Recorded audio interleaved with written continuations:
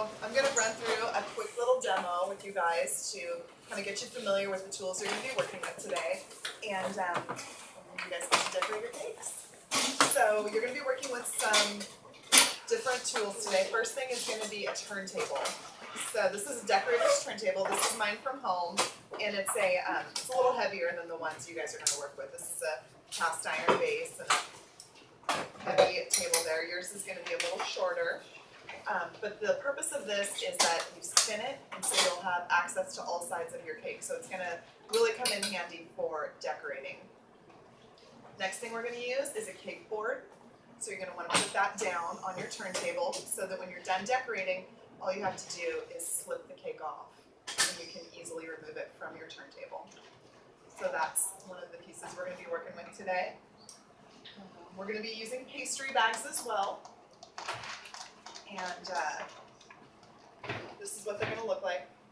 And the way that you use a pastry bag is that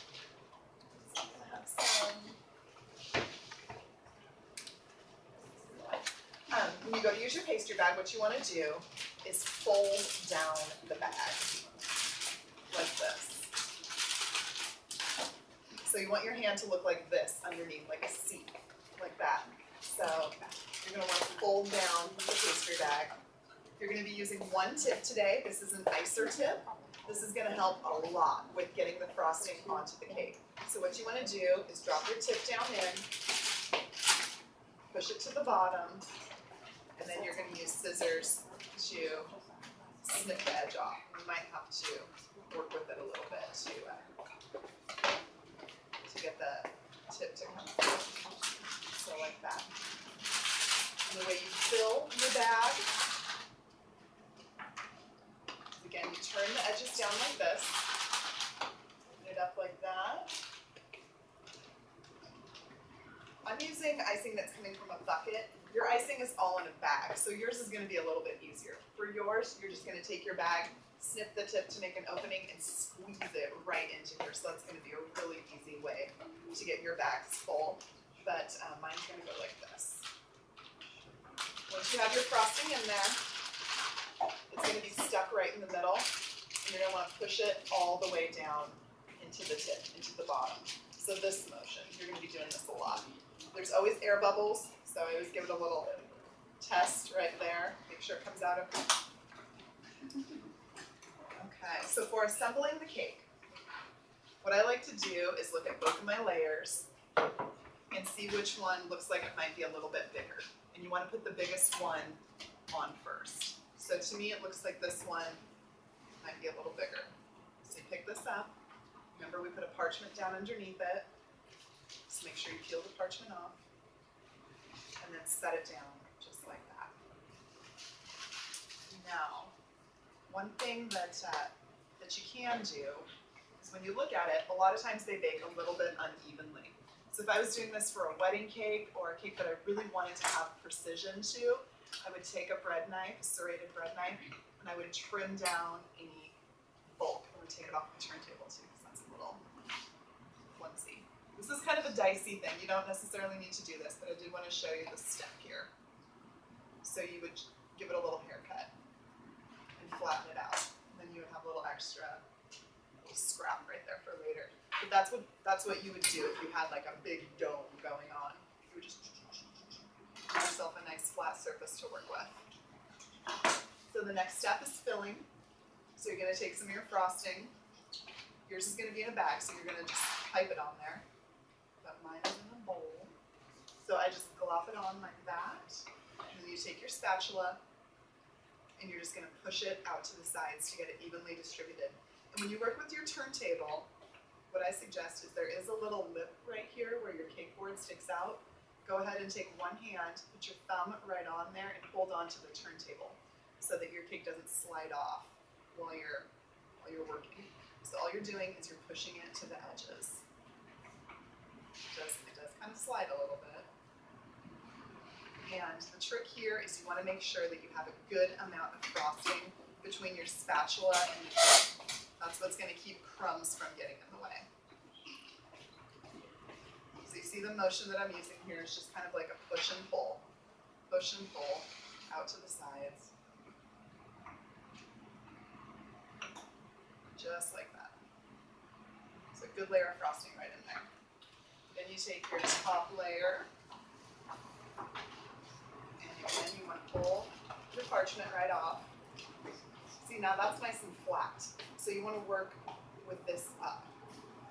So what I try to do is look for the best way that it will fit on there to make a flat surface. So it looks like this edge is a little higher.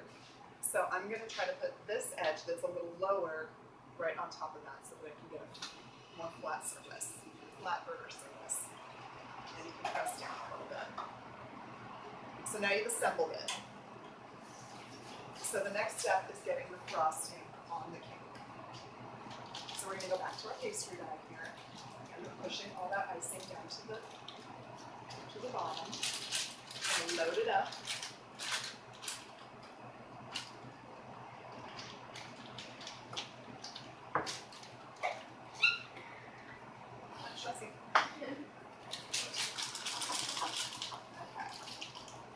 Pushing it down, you can see the air bubbles in there. Just give it a little test there. Try to get some of those air bubbles out.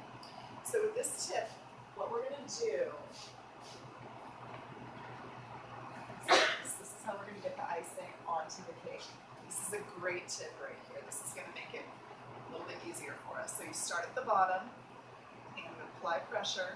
See, there's an air bubble right there. Keep going, right around the edge. And you can see sometimes, you can see a little bit of the cake through. You just keep going. You go right over it again. Because this step, all we're doing is getting the icing on the cake. And you want to get a lot on. You can always take it off, but you want a lot on. So I'm going to reload the bag here.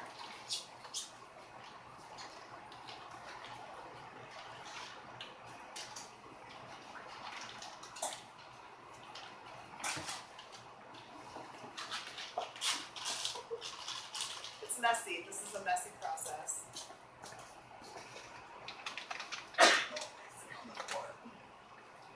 So come back to where we left off, and again, just apply pressure evenly, get it all the way out. And the same thing when we get to the top. You can see how the turntable is really helpful. Any spots you miss, you can just go right back over them. And sometimes for the center, you just want to get it out of your bag. So now that you've got it all on there, to smooth it out, you're going to take your spatula and you just want to work the sides of the cake to smooth it out. And this is quite the process. I did want to mention here that buttercream icing a cake is it's a little bit of a challenge. When I first started as a cake decorator, I spent probably my first 2 weeks doing this step 8 hours a day for probably 2 weeks to just get it down pat. So for today, the goal is to just get the icing on the cake. Getting it nice and smooth takes some practice. So, but I did want you guys to see the steps involved and the tools involved. So I'm just really lightly kind of trying to fill in all the gaps. And this is how you get a nice straight edge, is you use your spatula and you run it along the bottom of the cake. And you can see I'm pulling some off. So you start with a lot and then you kind of pare it down.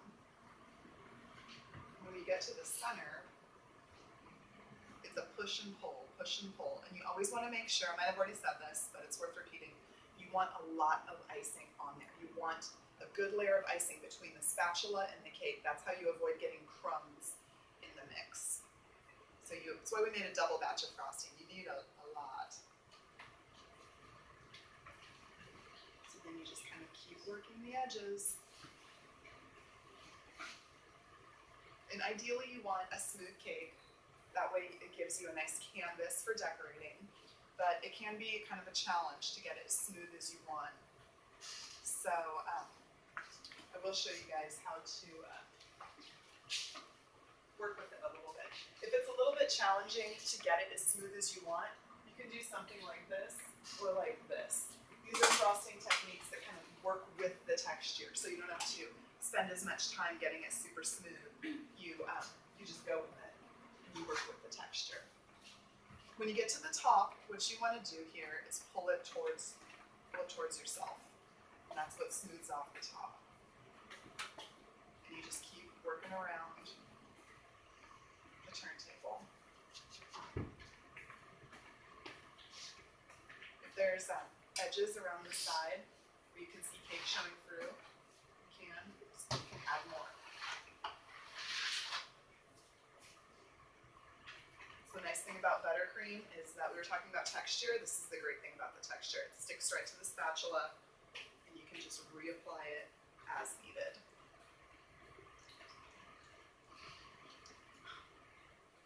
So it's not perfectly smooth, but you guys are kind of seeing the technique. To get perfectly smooth edges, one of the best tricks I know is to run your spatula under hot water. Because the spatula is metal, and metal conducts heat. Running it under hot water will warm it up a little bit, and then you've heard the phrase hot knife through butter. You get the spatula kind of warm, and then you can glide it over the edges, and you can smooth out a lot of the air bubbles and really get a nice smooth coating to it. So if you're having trouble, try warming up your spatula, and that can help. So if you want to do something like this with those edges, all that is you take your spatula like this, and a little bit on there. You take your spatula, and you start at the bottom, and you imprint your spatula, and you kind of drag it along and let it make an imprint on the cake. And that's kind of what gives you this effect right here. And that's kind of a nice little detail. You can be done just right there. You can do that, smooth off your top, put some fresh flowers on it, and it's a done cake right there. If you have color, if you made up some colored frosting to work with, you can start playing with that once you've got all your frosting on your cake. So I'll show you a couple things here. I always like to put a border on mine.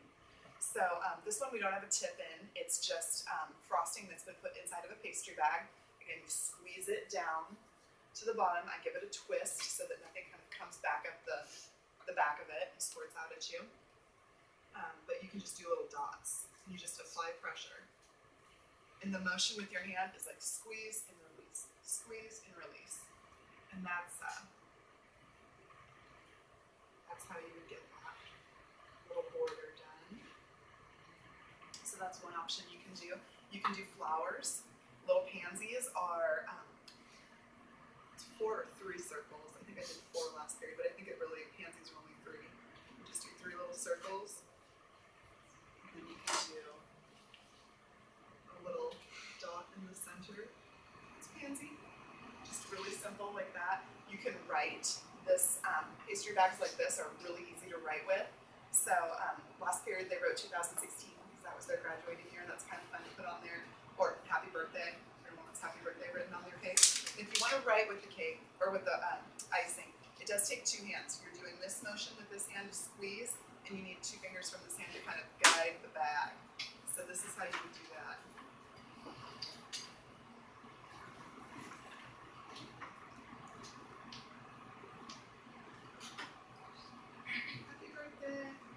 The nice thing about working with a bag like this, it's almost like using a pencil.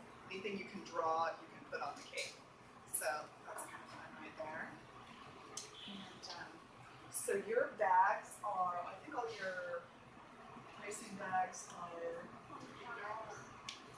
they're all at your stations. Oh, perfect. I was going to say, so your bags are, the majority of your icing is in a big bag like this. If you want to put it in a pastry bag, you can just squeeze it right in. That's the best way to do that.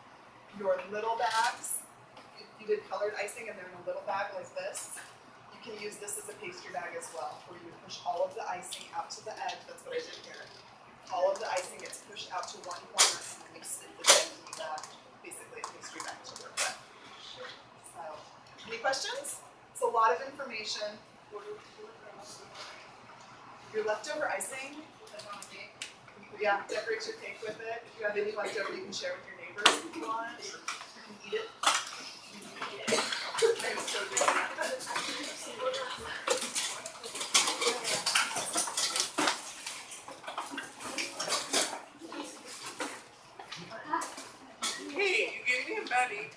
I did want to mention as well, for pastry tips, these tips right here need to be reused next period. So at the end of class today, make sure you wash these out and bring these back. Good dish to her today.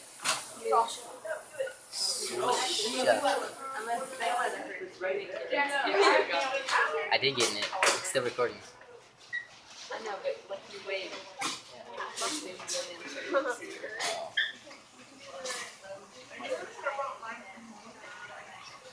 Do you want me to stop this? Do you want me to stop? Oh, is it still going? Yeah. I don't know how to. Just like that, I guess.